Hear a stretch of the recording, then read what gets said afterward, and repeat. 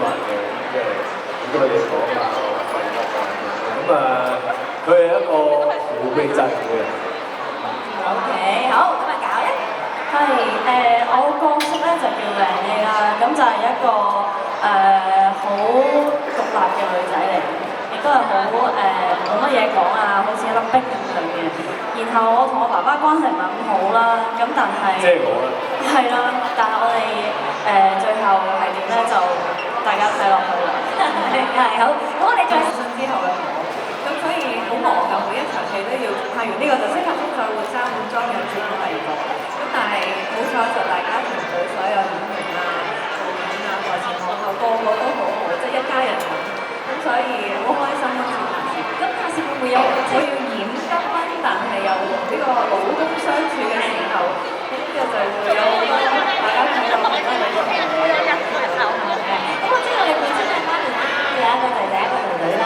咁你覺得現實中嘅你會唔會都係一個麻甩媽咪咧？又或者同角色裏面有冇啲相似嘅地方？唔會嘅，我本身係好斯文嘅一個麻甩嘅一啲。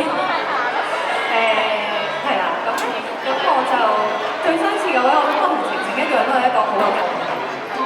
OK，咁我期待睇你嘅發揮啊嚇！咁啊，咁同德斌傾下偈啦。咁知道其實你同 Jennifer 咧就喺6年之前啦已經有大叔合作過嘅。咁當中即係隔咗咁多年啦，再次合作，你哋覺得當中有冇啲咩嘅新火花，或者有冇啲咩唔同嘅感覺咧？梗係有啦，佢而家已經係先火花。咁其實當日咧，我同佢就唔係太一樣嘅，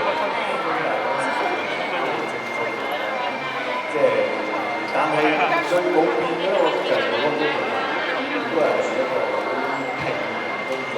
係 OK， 咁我知道咧，另外一位都會同你有好多對手戲嘅啦，就係喺劇集裏面飾演你嘅媽媽啦、朱姐啦。咁我知道咧，你個角色咧係叫做一個媽寶嚟嘅喎。咁當中有冇啲咩趣事咧？同埋你本身即係現實世界，你又係咪一個媽寶咧？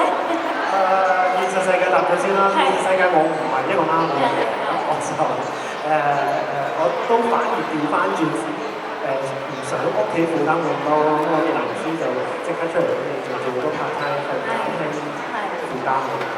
咁喺呢套戲入邊就係朱姐做我媽咪啦，朱姐不嬲都係做開啲強勢嘅角色嘅，咁所以我喺合咁多咧，即係關於拍攝時候嗰啲 juicy 嘅故事咧，相信大家都非常之期待呢一個劇集嘅播出啦。好啦，我哋望下中間下面嘅位置啊，中間下面係啦，好，中間繼續。